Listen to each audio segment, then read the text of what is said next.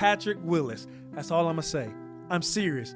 Patrick Willis, one of the greatest to ever do it. Hall of Famer, Patrick Willis. Ole Miss superstar, Patrick Willis. 49er, Patrick Willis is on our show, and he is going to inspire you with stories of testimonies, trials, setbacks, the wisdom he's gleaned since retiring from the NFL, the things he's done because he's aspiring higher every day. I'm telling you, if you're a business leader or just a fan, watch this episode, but do me the favor, subscribe, like, share, and just so you know, I put on my Hall of Fame coat because we got one of the best to ever do it on our show.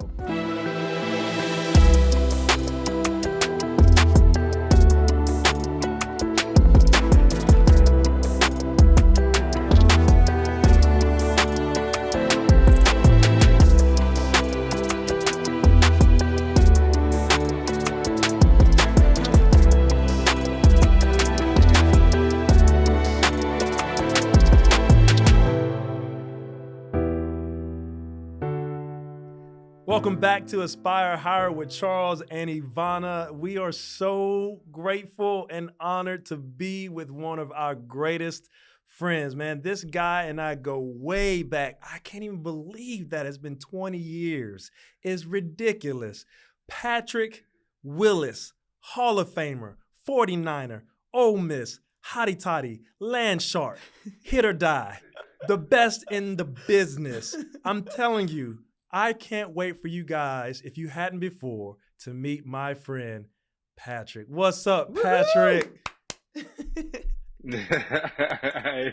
What an introduction, man. You know, I was always a big fan of watching wrestling growing up, and to get an introduction like that, you know, it felt pretty similar. But no, truly honored to be on the Aspire Higher podcast with you all. And like you said, it's been a long time since we've known each other, and finally glad we get a chance to catch up. Yeah, man. Well, you know, the last time we saw you, it was a year and some change. We were speaking at an event together. Yes. And I mean, it was like as soon as we saw each other, couldn't believe we were running to each other again, man. I'm getting emotional a little bit, man. I mean, you're a great dude, and I'm just so glad that we've stayed in touch all these years. Like since we were kids, bro. That's crazy.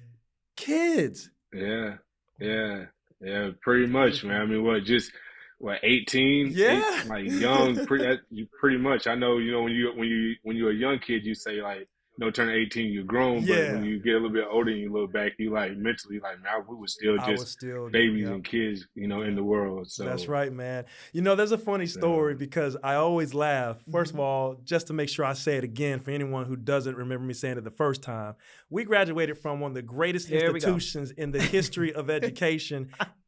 Ole Miss. Okay. We don't even say the University of Mississippi. We just say Ole Miss.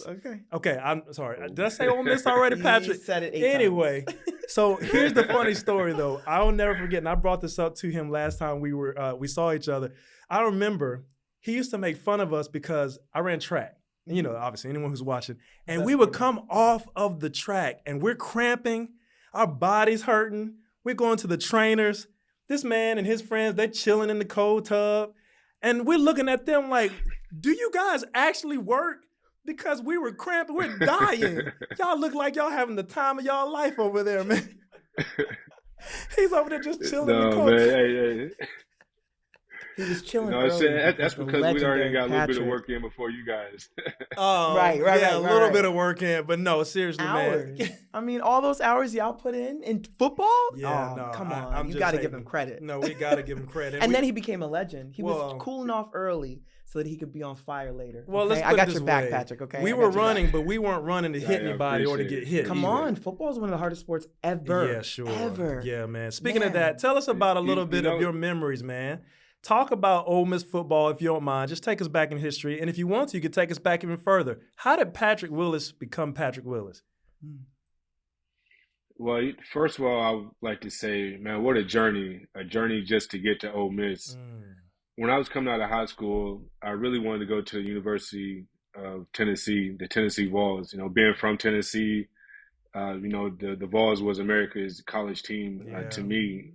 Unfortunately, they told me they was not interested in me on an unofficial visit after my third time there. And I remember just how tough it was, but I remember on the way to the house, you know, just talking to my talking to my coach at the time, and he said, why don't you go to a school and play against them? And at the time, I was like, man, I'm not sure what school is even interested, because I was a 3-star coming out of high school, and so not very many schools were interested. And out of nowhere, Ole Miss pops up, and man, I oftentimes I've said it before and I said it again. If I could do it all over again, I would go back to Ole Miss. And so just me ending up at Ole Miss was I call it was God's doing.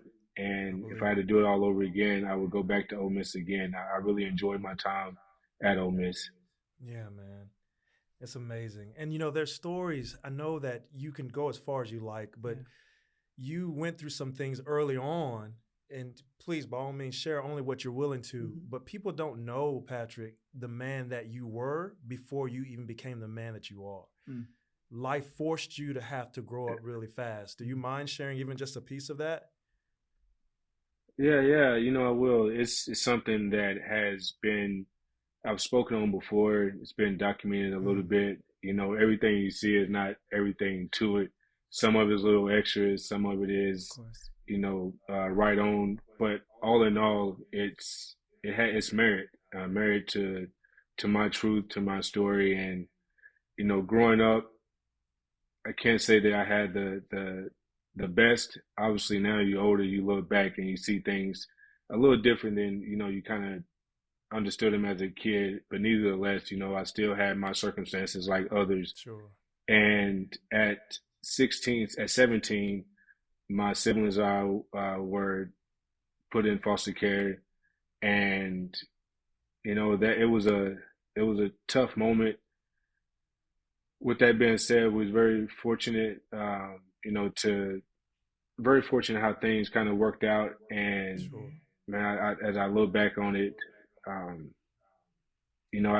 think as I look back on it, I think I had every reason to, want to just, throw in the towel. But then at the same time, as I look at it, I always look at, even in the negative, there's always positive, and the positive and what I needed to do outweighed everything that was going on. So yeah, it was pretty tough growing up, but went into foster care at 17, and from there just managed and had good group of people around to help me navigate, and just very fortunate. Yeah, man. Very good. Man, I appreciate you sharing that by all means.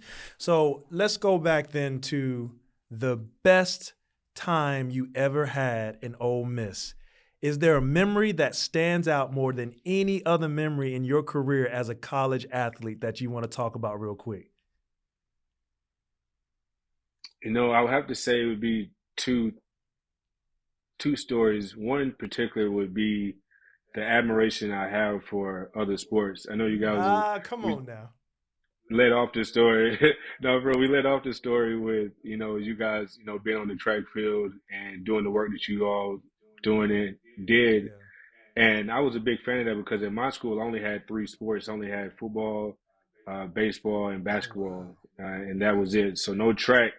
And I feel like if we'd have had track, more people from my school, from my small town, would have had an opportunity to go to school. So it was being just a big fan of, being around other elite athletes such as you all, like especially on the track field. When I would see you all run, how you moved, I'm like, man, that make it look so effortless. And for me to have to build and work on the speed I had, it was pretty tough. So just seeing you all from, the track, and then going into, I don't know if you all ever remember going into, I forget what the gym was back then. It was the Turner Center, where everybody go play the Turner. Yeah, that's Center, what it used to be and called. all them basketball players in there. Yeah, the Turner Center, and they were all them basketball players in there playing basketball. And we had some guys on the football team that I didn't know they could ball like that. And I felt I was an athlete, so I thought me playing football was just my route to get in school and get my college paid for and everything. And obviously, I wanted to go play higher level, but I thought like, man, I was just as good in basketball. So I thought, and I remember going in there and playing basketball in the Turner Center. And I just remember saying to myself, like, I'm gonna stick to football. Like, that was so just yeah. I said I'm gonna stick most definitely. So I'm gonna stick to ball. So just having that moment was one, and then probably the other time would be the first time I went to my crawfish went to a fraternity crawfish broil in the springtime after spring ball was over. Wow. And that was the first time I'd ever seen that much crawfish, and I was looking like, man, y'all gonna eat this? And I'd always said from afar, like, growing up in my small town, like I ate a lot of things, but that was one of them that I wasn't privy to, and I was like, I ain't no way I'm gonna eat that. And so my first time ever going to one of those, and just how cool that was. Amazing, man. I mean, there's plenty more stories, but yeah, those two for man. sure. What about you all? What did you all ever try crawfish when y'all was in school? Did y'all eat any of that, or y'all was like, nah, that's not really Patrick, my thing? if I tried crawfish as a girl, I'd be dead. I'm allergic. You're allergic to all seafood, bro. Absolutely really? allergic. Okay, so maybe Seafood Charles can answer that. Man, she can't handle it. I don't like it because for me, I was always concerned when people would say, there was the process to eating crawfish, first of all, right? Clearly. So the breaking off of the head and then eating the meat and then sucking the brains out, like that to me that wasn't really appealing. And then I remember, I'll never forget this. When you look at crawfish and you pull the tail out, there's a streak in there. And they say that's the poop streak. Yeah. So people just eating it like it's seasoning. I'm like, that is not seasoning. But it's how you season it. Yeah. Isn't it like this bright red orange? Right? Yeah, well, it's a different. whole pot that you boil it and the crawfish get, Anyway, no. Southern stuff. Yeah, man. I couldn't fall in love with it, man. It's different. But there's another story I got to bring up, bro, because there's two actually. Since you had two, I got two. One, I was there when you did this. When you had that hit. And LSU, we call the hit, where you picked up 25 off his feet, slammed him WWE style, then flipped over his body and got up and flexed. No. I was there when it happened. Stop it. Bro, so cool. One of the coldest hits you'll ever see. Dude thought he was going up the middle. And when I tell you something, Patrick, the hole they created for this dude was as big as our state. Jeez. And right up the middle comes Patrick. Yeah, It was almost like nobody wanted to touch you. They're like, man, go ahead. You just go ahead and hit him. He lifted this dude up so hard, lifted him all the way off the ground, like a man. Bam! Wow. Craziest thing I'd ever seen, man. Yeah. But the other thing, and this is also what made you a legend, and you're really a trendsetter, bro, because when you played, you remember when you broke your hand? This man had to wear a club on his hand. No way. He was one of the Even first. our producer remembers it. He's standing up clapping. You can't even see him. He's literally clapping right now because he remembers. But dude had this big white club on his hand. He was showing the club. He remembers that. And he literally had one hand that functioned, the other one was closed up, and Patrick was dominating people with that club on his hand. Now you see other schools and teams using it all the time. But up until that point, that was the first time a man had said, yo, I'm going in with a broken hand and all, still going to knock him out. How? Just walk us through that real quick. Go ahead. Yeah. How? Just truthfully, Yvonne, it was I was on a mission. I was on a mission, and nothing, I felt like nothing was going to stop me from, one, getting to that next level, which was, getting to the NFL and ultimately, trying to be the very best I could be. But it was, remember I told you all earlier that Tennessee, I really wanted, all that came about because the week that we were playing Tennessee, prior to playing Tennessee my junior year, we played Vanderbilt 2 games before that, and I actually broke his middle finger. Yeah. And not only did I break the middle finger, but before that I sprained my MCL. So in the same game in Vanderbilt, I sprained my MCL and I broke my middle finger. Gotcha. So I had to have surgery. I had to have surgery a week later or whatnot, and then 2 weeks coming up, we have Tennessee.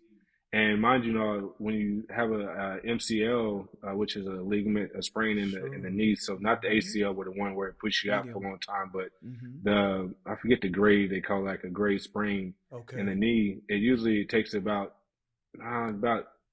6 weeks or so or something like that to get to feeling good. Then you can start putting pressure and stuff on it. And so real true story, we was playing Tennessee 2 weeks later. And I was like, there's no way. There's no way this is my last time to play Tennessee. You have to show up. I said, I said, there's no way you all done told me that, a long time ago that, you didn't want me and this is my opportunity. I played against them the year before, but I only had like 5 tackles.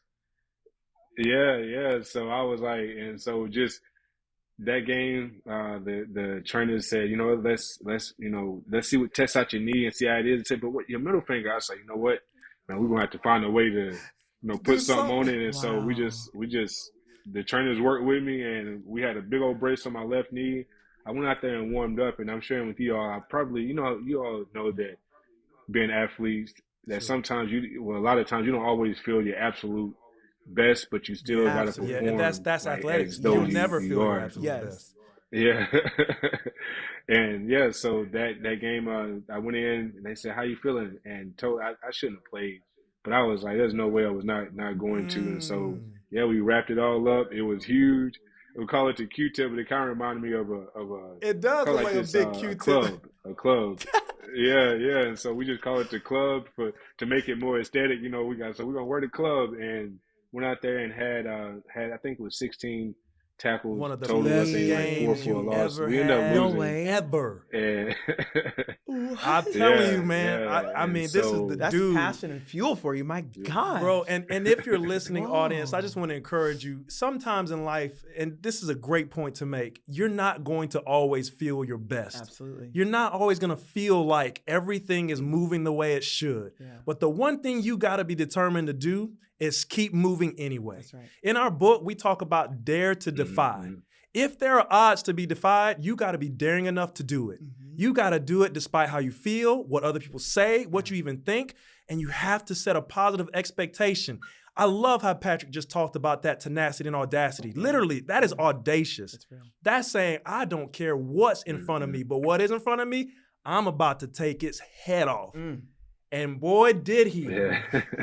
And think about it, if you hadn't have played that game, because Appreciate it. that game, again, you had great games, but that was one that really put you on the map for your ferocity. Like, people saw how much of a beast you were. Wow. Because you were that dedicated. At least you didn't have to do Ronnie Lott, though. You didn't cut your finger off, though, man. What? Yeah, Ronnie Lott Yeah, broke his yeah. finger in the Oh game. my Cut that joker right God. off. And Said- played? And played. Yeah. So I don't even want surgery. Cut it off. Yeah. This Nah, is why athletes are the best. You hear me? Now, some of people listen, they're like, well, this is also why athletes are crazy. Absolutely. But this is also why they're we still get things cheering, done. though. That's Thank true you. too, though. That's The true. top recruits in any business, Right. hello, athletes. They look for athletes in recruitment. So during that game, like what was your mindset? What was your processing? Like, that's insane. Insane.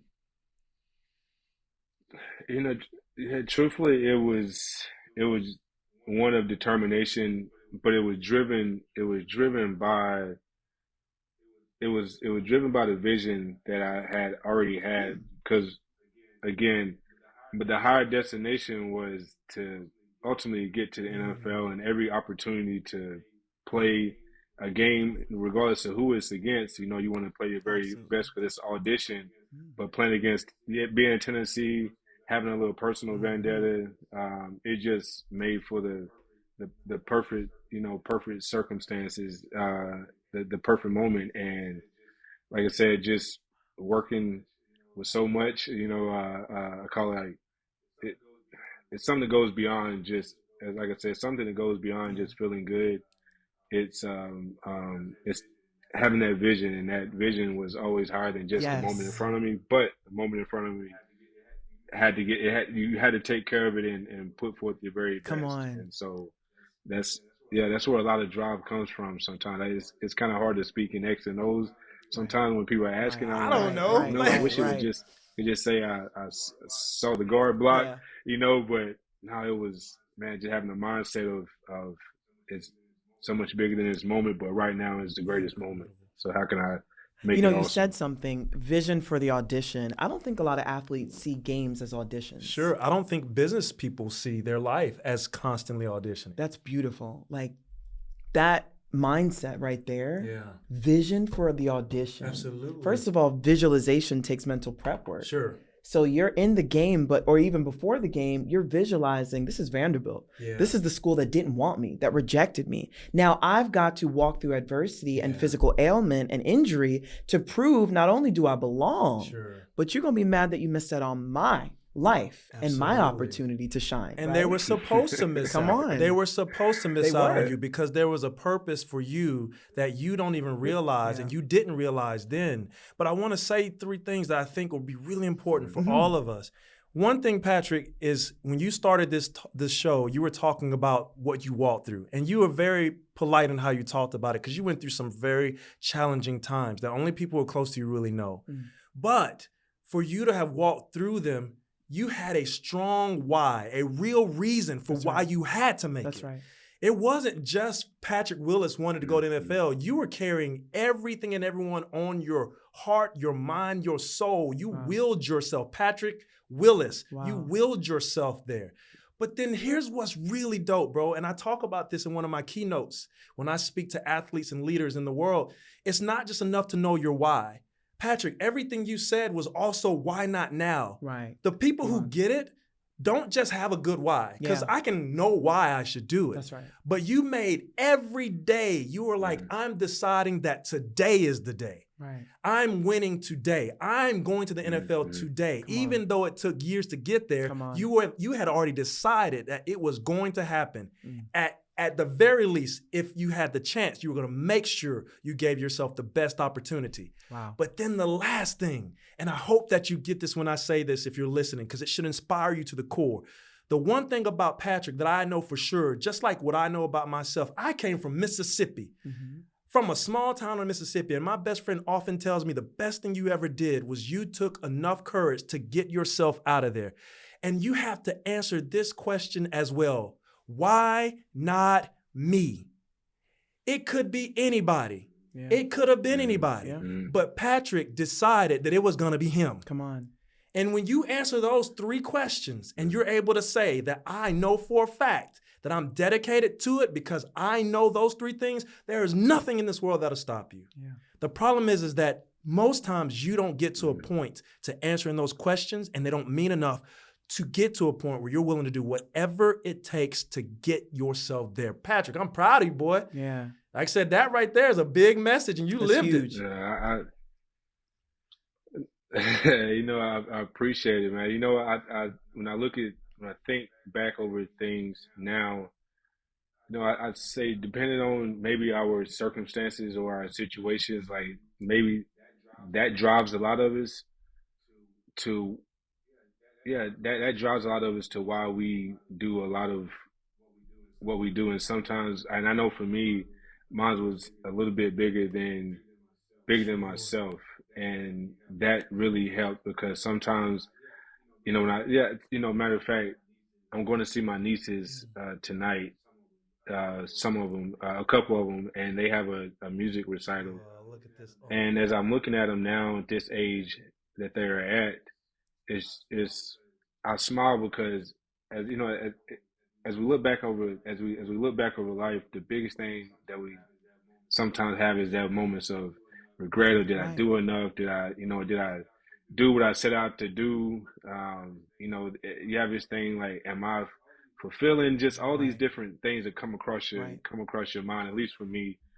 And one of the driving forces or one of the driving factors for me when I was growing up was I wanted to be one of those people, but one of those, uncles and or parents someday that when I'm looking at them, there can be I don't want it to be any excuses. I wanted to be able to look at them and say that, you too can be the great that you choose to be and whatever that is. But I felt like I had to go do that for myself first. Now, it's subjective and all matters, but as I'm going to see them tonight in their element, it makes me smile to see that, to know that when I think about myself personally, like I feel like, man, I feel decent, but more than that, I know that they've been able to see some of those moments and have moments where they're like, Uncle Patrick, all the people are here to see you, and I get to look at them and say, yeah, but we're here to, we get to be here to see you, right, buddy. We get to be here tonight and see you be awesome, man. So yeah, just man, there's so much stuff that goes through my mind, but yeah, just is having that something that's a little bit bigger than yourself really helps to drive. That's right, Patrick. you are one of the most decorated athletes all time. Yeah, that's right. Going from where you started to where you are now in life is so commendable, and we honor that That's in right. you. I want to ask you, when you pivoted into the NFL, did you still feel fulfilled, even though you're at one of the highest levels most athletes will never even see, touch, or be in? It was a phase. I knew that Hmm. I knew that the NFL was not the end all be all game. Mm-hmm. Now, with that being said, getting in it, it can be really it can be tough in the sense Yes. of I don't know what I'm looking for, but yes, for a moment, it did. It had a sense of fulfillment. But then I remember when I began to feel that it was somewhat no longer sustaining Come on. that that part of me that it once did, and that's when I began to be like, man, I can feel a change, and it was something Mm-hmm. that you couldn't really talk about out loud to others around you because for them, like, man, that high is seeing you play in the NFL, Yeah. because they wish they could have done it, and respectful to their thoughts and Sure. everything. But it was something that I was beginning to feel that was to your to your question. Yeah. Yeah, it was for a moment, but then I began to have that feeling of feeling like, man, I can feel something changing, and it Shifting. was Yes. and it was and I it didn't it wasn't a bad thing. It was something that I had kind of always knew it would come as time. It's just when Mm-hmm. it began to show its face, it was almost like, man, is it time already? Like, has it went by that Yeah. fast? Like, it's only been, That's but right. yet I kind of, yeah, I felt it. So it went through a phase to where it was, and then when it was no longer anymore in the same way in which it had before. Mm-hmm. And I think it's a beauty in that, because I know you, and to designate your life to God, number one, He will always show you steps, right? And He'll always show you the season in those steps as well. So when you got to the NFL, everyone's thinking like this is the pinnacle and you're going to be riding this high forever. I mean, because it's huge, Yeah. huge accomplishment. Sure. But the athlete, the human side of there's always a time limit. And then the indicator was Mm-hmm. the shift. When that shift happens in athletes, it's something to be very sensitive to, because you have to say, okay, I'm here, Yeah. but is this my purpose? Is this exactly what I'm meant to do for Mm-hmm. long? And Yeah. what kind of momentum am I going to continue to have Sure. while I'm on this high platform? And some people start writing their story That's right. during the professional That's career. right. Some That's people right. start creating organizations and being a part Yeah. of bigger things. But that question right there, and what is this shift? Why am I sensing this? That is always an indicator of a voice that is meant for greater. That's right. It's like, okay, so what's next? Mm-hmm. What greater is in me that's next? Because it ends. And how did you feel when the NFL ended? It was, if I could contextualize, man, the only thing I had known then from my experience was it felt like a part of me was dying or had died, and the only thing I could kind of revert it back to was, growing up in the South. I was raised in the church real heavy. My Oh, yeah. grandmother, that was one thing that she was always going to have us, always in that church. And along the way, I paid attention and learned. I learned a little bit. Remembered a little bit, learned a little bit, and there was some principles that, whether you choose to believe Yeah. whatever it is you believe that, I somewhat kind of held on to, or that Mm-hmm. was kind of always like kind of within. And when I started going through that moment, I began to feel a little bit of that going on to where I was like, man, I feel like this is, a moment like Jesus had, and when, he was about to, be taken away. And it was like all these things I was feeling, all these, I Right, could, right. I could align them And I was like, and so as I was feeling it, it didn't make it, that I ain't gonna say it made it easier, but I could understand. It was like, but yeah, I could understand it. To I can understand it enough to say, you know what, this is a moment to where my faith is being tested heavier than ever. And if I believe as Tested. I say I really believe, then I must, adhere to what it is that I'm feeling eternally, because That's right. what was happening or what was going on before was no longer doing anything for me. So therefore I know that whatever this is, like it's something more. So I say all to say it was tough, Yeah. but it was understandable. Like sometimes when we lose a loved one, you want to be mad, you want to be angry, you want to say Yes. like, God, not now, but Yes. but then Yes. just in the next breath, we will say, God, whatever it is, your will, let it be Right. done. And so you Yeah. get kind of conflicted, but overall, I just try to go back and revert to some of the teachings and some of the things I've learned growing up. So to help navigate. But yeah, it was a little tough, and the transition has not been I call it 100% just smooth sailing Of and course. all of the above, but Of course. it's been well, Mm. so. Oh, wow. Well, bro, it's incredible just listening to you. And one thing that I can tell you that I love more than anything else, and I think most people don't know this about you, is one, how well spoken you Oh are. yeah. And I mean that from the greatest respects, Yeah. because you're a student of life. Yeah. That's one thing that I know about you. You read, but you learn, and you have this self-awareness, this ability to see within yourself and then still keep your eyes on the reality of life. You've never lost touch. I mean, because you are a superstar Yeah. by all respects and all Yeah. rights. Yeah. But you're so much more than that. You're a genuine human being who's genuinely and authentically living through your beingness. And that's one of the things I think that made us all connect so well, is because there's this gentleness and Yes. this purity and this peace about you. There's a there's a Yeah. humility. That's right. That's a perfect word for you. That many people should really pause and respect you for, Yeah. because you've done that work.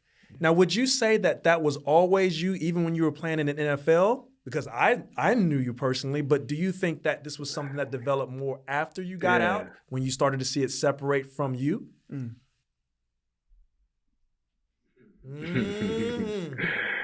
Great question, Charles. That's I was just thinking as I was explaining, as I was sharing, a little bit of my story just then, or just sharing a little bit with y'all. I was wondering, like, man, as you all being athletes, and what I've learned is that it happens to us at different times Yeah. or at different facets. Yeah. For some of my friends in high school, maybe it happened to them. Well, for some of my friends in high school that didn't go to college, or yeah, they didn't go to college. Maybe this phase happened for them, earlier on than it happened for me, or some of the guys who maybe only had a year of ball, maybe it happened because I remember hearing different stories of different people going through their different phases. So I was curious, man, did you guys ever feel a moment like that as well? But to your question, uh, yes, a lot really came after I played. I always had these, when you plan, you always have these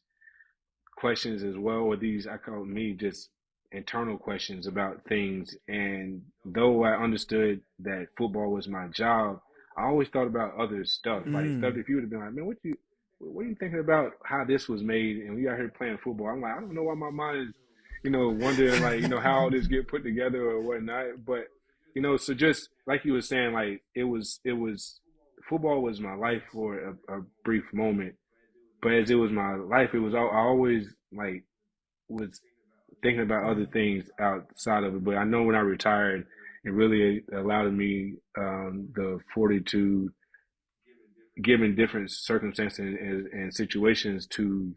explore a lot more, so that I'm able to be in this moment to where I can share and express a little bit better than maybe I could Yeah. before. And so yeah, it's been growth, and I've been growing for sure. I wish I could say I had all this down at the very beginning and everything, but I will say that whatever is in you it's in there, and it's only a matter of time that it's brought out through your circumstances and come on. situations. So That's right. I say what I am today, it was always in there, but I've just had to continue to learn and through the circumstances tweak and, like a Right. equalizer, to Right. say the least. So yeah, I know I just said a lot. No, dude, No, it's it's still perfect. beautiful, and you said something profound in there. I love it. And even in life, being retired, in life after sport, the revelation that you had in the discovery phase of life is everything. Sure. A lot of people will fall victim to holding on to their identity so tightly in athletics that they're always living in the past. They're not even absorbing the present and forget the future, But when you started exploring life, when things started becoming new to you or awakened in you, because if it was already there, those seeds were already there, it was just a matter of time and position with placement to where it was going to be revealed even more. So what was your biggest discovery moment in life outside of athletics? Ooh. I know. I truthfully, it's been going on 9 years since I've been retired, and I told myself that I would give myself the same amount of time that I played, the same grace. I would give myself that amount of time to just kind of learn myself or hear myself or just something that I felt like I hadn't known before. Like I had always tried to get to this place because for me, I was like, man, I just want to be free. Like I always felt like I was working to be free. And truthfully, when I retired, I learned a little while after that there was different types of freedom. Come on. Talk about it. And there is what you call like this mental freedom and this physical freedom. And I had to learn to reprogram and program, and I still to this day still working on what that is and how that looks like from day to day, from time to time, given my circumstances. Some people, it could be a little different, especially if you have kids or different dynamics. But I kind of was going off shift with it. That's okay. No, it's all right. It's all right. It's all right. It's completely fine, man. But I want to say something that you did say, and I think it'll bring your thoughts back. Yes, please. Because you were talking about giving yourself grace and time to find yourself again, to rediscover. But you said some profound things regardless to whether you knew it or not. Right. One thing you said is that you were trying to reprogram some things. And I tell people this, and in fact, we wrote this in our book. You're an athlete, and maybe you're a business leader. You have your own customs, traditions. Maybe you have your own processes, right? But those things are just programs. Yeah. And just like a incredible athlete, like a Patrick Willis, maybe what you're victim of is your own practice making programmed. Because you've programmed yourself to see yourself a certain way, to speak a certain way, to think a certain way about yourself. That's right. But the thing about practice is, and you probably heard this before, how many times have you heard it? Practice makes what, Patrick? Perfect. See? But it's not true because practice doesn't make perfect. And there's no perfect practice, so you can't have perfect. But you can say practice makes programmed, and programs can be changed. And that's one of the things I picked up from what you just said. You said I spent 9 or however many years it was being institutionalized to such a way that I was programmed to think and speak and live this way. But I was willing to say I'll give myself just as much time to do some unprogramming. Yeah. Instead of it needing to be tomorrow, I'll give myself time to do the work and be patient with myself because it took this many years to get here where I am. Right. I use this analogy where I talk to people about the forest. If you walk into a forest, let's say you're not sure how far you walk in, however much time it took you to walk into it is exactly how much time it's going to take you to walk back out of it. That's true. But most people want to be out of it because they panic and they feel lost. Don't let it get dark. Give yourself Come on. Don't let it get dark and the mosquitoes from Mississippi come out. You're done. Yo, we got mosquitoes in the South, bro, that'll pick your behind up and take you to somewhere you ain't never been. Man, we literally are afraid of mosquitoes in the South. I'm just telling you right now. But I just want to say though, for real, that was a great point that you made. But I think it's a great transition too for anyone listening. we got to move on just a little bit because we want to get to some things that he's doing now. The thing Yeah. that makes Patrick special is not just what he did on the field. Right. And it's exactly what we tell you all the time. You're more than what you do on the field, and you're more than what you do in the boardroom. But it just so happens that Patrick and his evolution from the 49ers being one of the greatest to ever do it, which we'll talk about that too, because I want people to know how it felt to get that jacket put on you and to get that knock. But Patrick is a philanthropist. Yes. He's an entrepreneur. He's an investor, a venture capitalist. Can you tell us about a few things that you're a part of, whatever you'd like to talk about, and some of those things and what they mean to you? And how did you even get into that? Yeah, so after I retired, when I was playing, I really just stuck to football, like stuck to my job. I was like, I'm gonna put all my focus into football. But when I retired, then I will begin to explore other things. Now, looking back, I wish I would have maybe dabbled a little bit, prior to retiring. But then at the same time, it's kind of hindsight 2020. I'm like, would I have, been able to accomplish the same exact things, had I, put some of that time there? With all that being said, when I did retire, I did go from NFL and I jumped right into this startup in Silicon Valley. Wow. And I would tell you all, it was not the very prettiest. I oftentimes say it was like I got hit like Tyson would hit you in a dark alley in New York in his prime or whatnot. And so it really caused me to stop and really reevaluate, because it was that kind of hit to where it kind of made me, and I usually be the one doing the hitting, and it kind of made me be like, boom. And I was like, oh, okay, Lord, like this is beyond me. Right, and right. when I have to use that beyond, it's in all caps, and that's why I know, like, yelling in text. All right, it's something working stronger. And so with that being said, I took a few years, away from, at college, just everything going on, and really just start to dive within. And I began to get to a place of where I learned you can chase things or you can attract. That's right.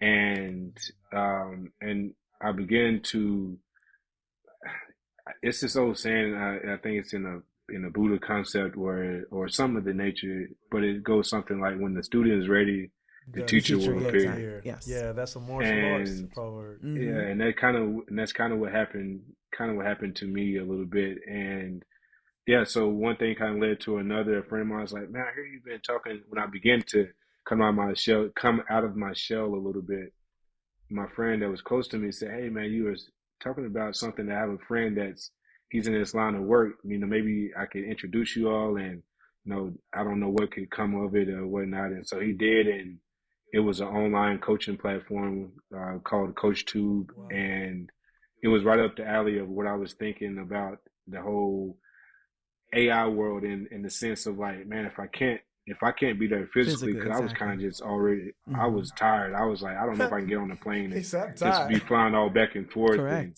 I was like, there gotta be an easier way to do this. And then I started exploring the whole, like, the online coaching and different apparatuses where you can record and you can put it online and go on there and do it that nature. So so I got involved with an online coaching platform, and then from there I went from there there was a couple other little small things, but from there I went into my latest venture has been a company called, it's a water and wellness, it's a wellness water company called Nirvana Super.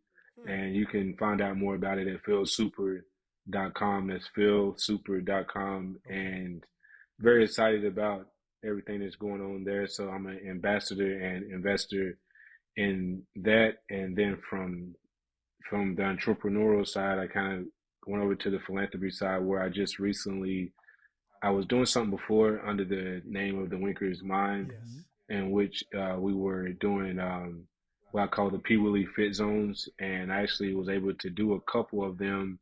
I've done one in my hometown, which this weekend coming up, they are doing a little, call it Bruceton in May, and they're going to recognize me and give me a thank you for, putting the equipment in the park, and what it is, weightless equipment, to where young kids, elderly, really all ages can go out and they can free move, because I'm a firm believer that we know with a strong body, strong mind, other good things can come about. Come And so on. just Yeah. providing a safe place in areas where one can do that, I think it really helps. So yeah, so I was able to do that, but now I kind of shifted that a little bit to what I call the Patrick Willis Community Fund. And what that is my nonprofit. So it's Patrick Willis Community Fund.org, and you can find out more information on there Mm-hmm. about my nonprofit. And that is really just goes into building a strong mind, strong body, and strong spirit through different variations of um, uh, whether it's writing, whether it's physical fitness, so just different things. So you all can go on there and check it out, and more than welcome to donate if you like. Absolutely. Of course. Of course. All is welcome. But Yeah, of Yes, of course. yeah, course. so I that's love it. that. Just trying to find my niche, find my way, find my way, trying to be be those things that you maybe look out and want to see everywhere else. Yeah, Trying to be and do those things. that's it. Myself. That's all So right, bro. that's where I am at this I moment. love that. And it's been step by step with you and for you. And the beauty, you've said so many different buzzwords that I want to touch Absolutely. on because you took the time. Let's go back a little bit again. You took the time to develop your inner you first, and do the work, right? So no matter what that looked like, it could have been tears, it could have been disappointment, or just trying to understand what this transition really looks like for my life. True. And then within that time span, you were able to pivot into your purpose, I believe, which was outside of athletics. Athletics gives credibility. Athletics gives the name, it gives the shine and the luster, right? Gives But a the platform. purpose is what will put you on platforms Yeah. as well. And it will never stop. It's like something that just keeps, it's a sound that just keeps going. Yeah. So I believe that when you became a humanitarian, when you started the fund, when you started planting all these things and doing and investing in communities and for children and wellness, that was always in you. That's what he said. Always in That's you. right. Already in him. You always had a heart for people. You always had a heart for the youth. You always had a heart for being well. Because even when life hit you, you still found a way to transition out of that and become great. Yeah. And so many people don't have that aspiration. So many That's people right. are That's not why we inspired to do aspire that. higher. So many people are stuck. Yeah. But you never stayed stuck. And we appreciate that journey because some people will only see They football. will only see it in They will only see the legend, right? But the legendary life that you are building and That's constantly leading is this. It's the moments that we're talking about, Yeah. how to be well, how to do this, how to plant that, how to have an organization that gives back. That is everything because it has nothing to do with you. Yeah. It's more to do with other people. It's how Yeah. you're serving your community. So thank you for serving well. And we thank you so much for creating these safe spaces for people to thrive in and these wellness centers for people to go to and being partners and ambassadors with the true you and what you want to become vitality wise. So we appreciate you, Patrick. Like, Absolutely. no joke. And Thank no you doubt. so much for transitioning out. Thank you so much for that. And again, I wish I could take all the credit for myself, but it's I've had some great individuals around to help me navigate, because I will be honest and say that, like, man, there's so much stuff that we all want to do, Yeah. but then to actually get it done That's Yeah. right. is really, really hard. And even when you think you got good people, sometimes it can be even harder because it gets things like, because maybe things, all the nuances that go in. I will say that it was a lot of this, again, as I said earlier, your circumstances growing up dictate a lot of times who and what we Yeah, become, Of direction that course, we the and take. later trajectory. on as we Right. grow Right. in life. And you can I say you can turn it can take you it can take you down, or it can rise you up. And for me, That's right. having no matter what was going on at times, there were certain places that I could go to. Again, I could have that place of kind of like just freedom, even if it was just for a moment, and Yeah. being able to go play on the PE grounds at school and or the park, was those outlets for a moment for me, and that's all that I'm trying to give back is for those who may be in a similar situation, and maybe if they can just get out and play a little bit in a safe environment to where they're not having to think, that in that flight or flight mentality, that they can really just have a moment, just something just opens up, and they like this. But until you're in a space, sometimes it's kind of hard to get there, and then so many different nuances. So a lot of that was because of whether someone provided that space for me or someone put it there, and whoever that someone or them people were, like, I thank them for that. And so that's kind of where it is for me. I know sometimes that I may be the one to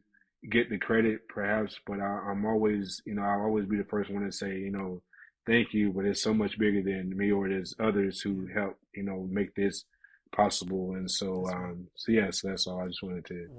So anyone who's listening that has helped be a part of that, thank you. That's right. That's amazing. And I have to say this before we go. We know we want to respect your time. Know you're extremely busy. Thank you for making time, but you were just thanking people who made space for you that weren't even aware that they gave you a safe space. But you intellectually were able to see what that meant for your life.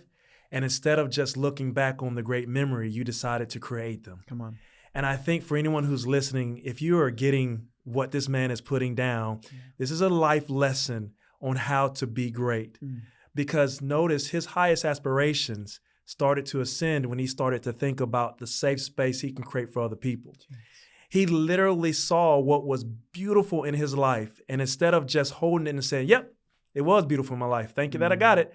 He's like, how can I do that for someone that might be in the same place I was, who might end up getting to the place that I was as well, so they can move forward to the place that they will get to. He literally created a path for someone, a little Patrick Willis he's never going to meet, who may go on the same path, become the greatest, and will look back and be like, man, I remember this football guy. I don't know what he did on the field. I was too young, but he made a space for me.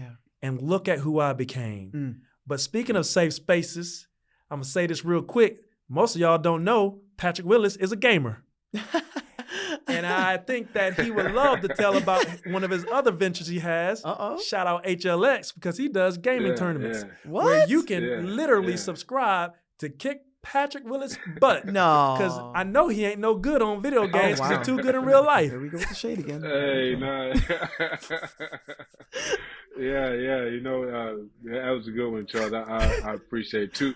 Two things will be, one, going back to what you had said right before the gaming was, and you all have been in the church, or from a Christianity perspective. I think about things along this line, even when I'm doing I say I want to be the bridge for those who are, coming through a similar path in whatever way that may be. But in all thought, my mindset is greater things you shall do than I've done. Right. Meaning, like, it may not be the same exact thing, but you will go on to do like greater. Meaning, you might take what I've done and multiply it and make it even better. And so that's what when I look at the next generation, that's the thing that I'm grateful for, and that I think in my mind is like, man, all the goodness or greatness can't end right here. Somebody got to take it, what little you've done and or a lot, and make it even more. So that's the mindset when I'm, operating and doing anything that I'm doing. And then the second part of that is, Charles, to your gaming aspect. That's the only place, man, that I feel like I don't brag too much. Oh, here it comes. But he gotta say something. Go ahead. I don't brag about that, but when it comes to the video games, I'll be bragging my tail off, because it's the only place I feel like I can go in there and talk a little smack, and the kind of smack I wish I could talk in real life. But in real life, I'm like, no, man, in real life, I'm like, it's real. Like, isn't that hilarious? Wishful thinking, But watch this. This what makes it funny, though, Patrick. Like, You talking all this trash to 12-year-olds, man. Oh, wow. You up there playing with kids, and like, you think you better than P. Willie? Hey, believe it. You know what? Believe it or not, that's another thing that I learned was that I look for a space that it's not so much about size. Yeah, man. It's not so much about that your athletic ability. But what I will say is that, man, I learned a lot of some of the things I've learned concept wise through gaming. Now, Madden just happened to be when I did learn Madden, like I did, the whole football and the sports Mhm. aspect. But like I remember playing Tetris growing up. I Yes, remember my playing favorite. Wheel of Fortune, and those Mm-hmm. games Favorite. were games that were very instrumental in how I think about things now. When you Tetris, you only got so long before you can think about, That's right. the way you're gonna make a move or how this block is Come gonna land here, on because now, good Okay, you boy. also have okay. to see the other Talking block because you got wisdom. to see how things are being creative. Uh-huh. And so as a gamer, being a gamer myself, and someone who maybe sees gaming from a different view, my whole aspect of being in it is to show all the different elements, or to share all the different elements. So meaning that, like, in this new platform, which is called High Level Experiences through Hyperlux, what you'll be able to do is have those type of interactions and experiences where you might come on to my platform today, and yeah, we might get on Madden, but that could be for some of the ones who play Madden. But then we may come on the platform a month from now, and I say, hey,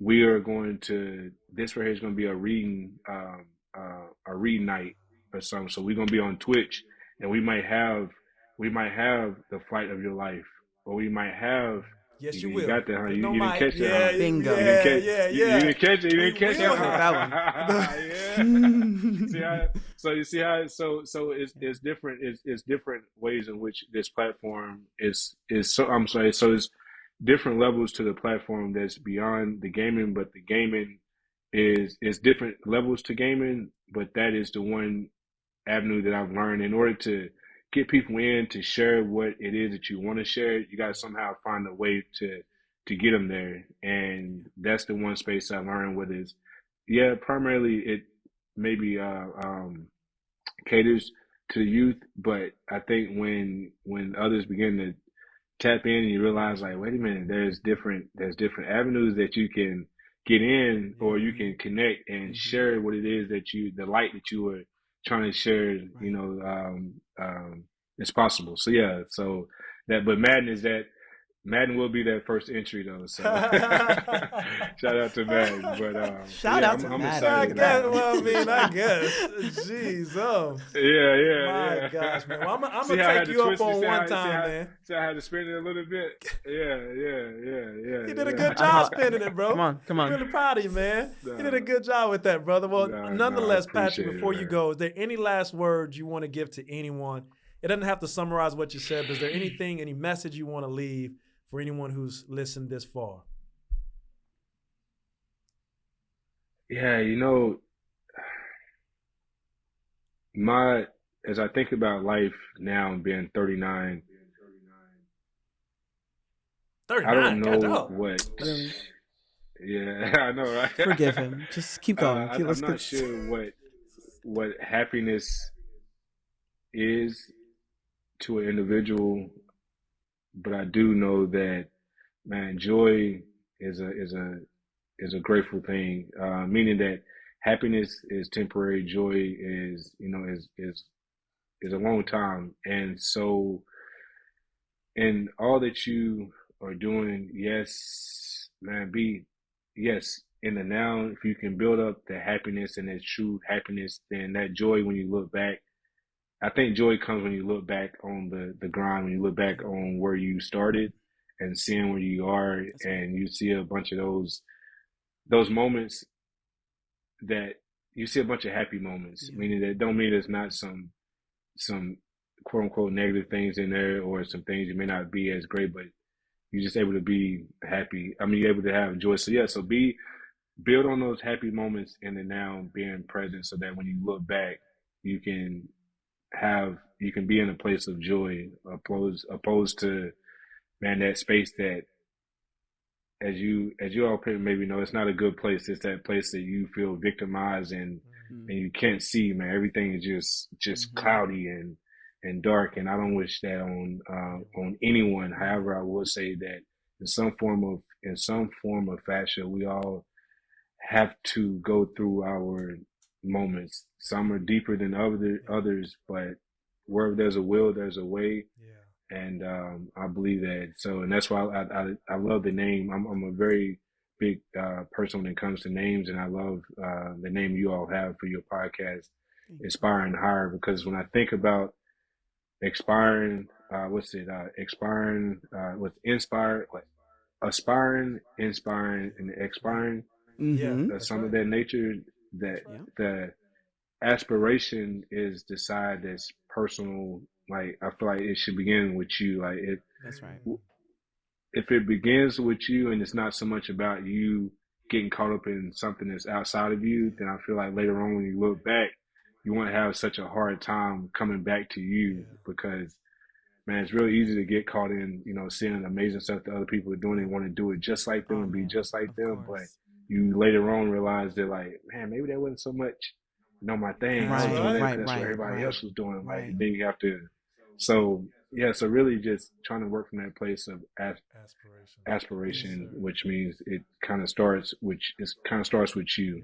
Yeah. And yeah, I think that kind of helps as you get, when you look back, you're kind of able to be able to get back to that you, to that that core you, that center you, that person that you forget when you start getting on out there. That's incredible, man. No, I love it, man. Thank you so much for those words. And most people don't even know that the word aspire really comes from the Greek to breathe, so breathing life. So it does start with you. So I hope that listening to Patrick today really encouraged you, because it encouraged me. I know I can say it personally. Absolutely. I can't speak for you, but there it is. And I tell you, Patrick, where can they find you? Give those links one more time, whichever one you really want them to drive to. Where can they find out more about what you're doing, or where you want them to go? Yeah. Yes, if you may and can, go to www.patrickwilliscommunityfund.org. That's www.patrickwilliscommunityfund.org, and you can find out more about the personal things I have going on, and then from there, entrepreneurial things, that will show his face. And so, go check out my nonprofit. And again, thank you all so much for having me on your Inspire Higher podcast. Thank you, Patrick. Honor. That's all we have to say. Just honor. And we celebrate your life, and we're so grateful. And if this was your very first time, audience, seeing and witnessing Patrick's life, we know for a fact that you've been inspired. So now what are you going to do with that inspiration? If there's something you need to start, if there's a moment of time where you need to be free and take that time to transition through some difficulties, take it, because you see his life. Look at the fruit of what he's done. So thank you so much again, Patrick. And everyone, make sure that you like, share, subscribe, give a thumbs up to this episode. This was phenomenal. Thank you all so much again. And Patrick, listen, you're blessed. So just keep living in it, okay? Sincerely, man. Grateful to be in your circle, buddy.